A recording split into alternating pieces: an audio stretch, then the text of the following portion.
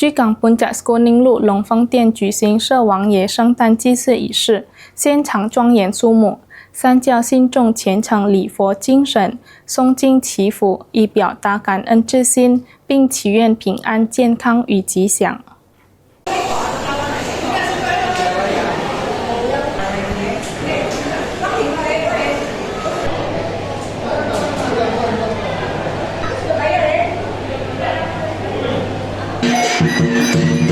三教信众与庙方人员齐聚龙凤殿，参加社王爷圣诞庆典的高潮祭宾祭祀仪式。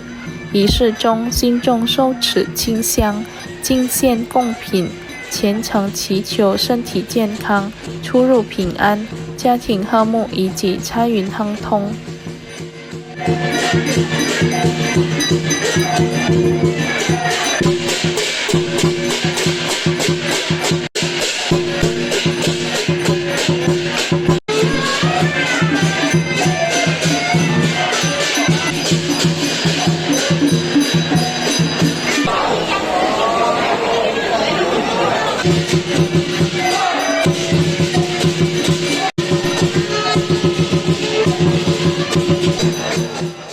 龙凤殿管理人员 Ferron 表示，社王爷被尊封为护法神，因此每逢圣诞，信众都会前来礼拜，以及表达感恩之情，并祈求神明护佑，赐福平安。